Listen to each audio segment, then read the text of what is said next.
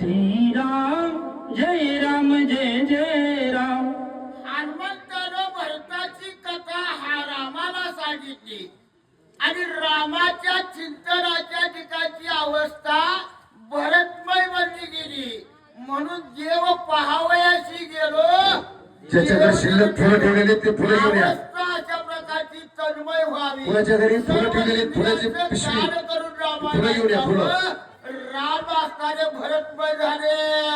हाय भरत देखोनी राघवा मनलो भले भरत भावा. भरत गिळल आघवा देह भावा विसरलो.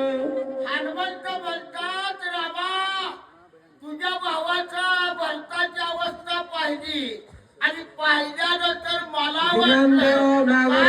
घागरवाडा यांनी स्टेजकडे यायचंय. म्हणून त्या ठिकाणी अशा प्रकारचं चला लवकरात लवकर स्टेजकडे जा. काय काय बोललो ऐका पुढे. हाय देखता भरत प्रेम गहन नेत्राची वृत्ती झाली क्षीण. लेखनेपणे भरत जाण माझे नयन व्यापिले. सुख पाहता लोचनी सुख झाले हो साधने. केवळ हनुमंत या ठिकाणी असताना रामाला म्हणतात रामा भरताची अवस्था डोळ्यानं पाहिलं गेलं आणि त्या डोळ्याला काय वाटलं सारखं तेच बघावं तन्मय अवस्था माझी झाली. हनुमंत सांगता हाय ऐकता भरत कथा निरूपण श्रवणी कोंबले श्रवण नव झाले शब्दायमान अनाहत गहन लागले.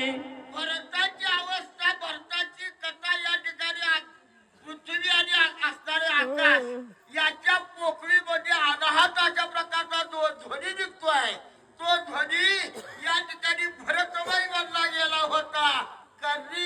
कर्णेंद्रियाची तृप्ती झाली. हनुमंत रामाला सांगता हाय चाखता भरत प्रेम रसन रसते वसंडी आदतच विधड पुडी सप्रेम आवडी भरताची.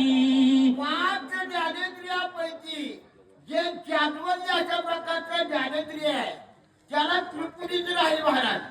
त्या जिल्ह्याला त्रिपुटीच राहील असं असताना चौसाळी ज्ञानेंद्रिय त्या जिल्ह्याला चव कशाची होती.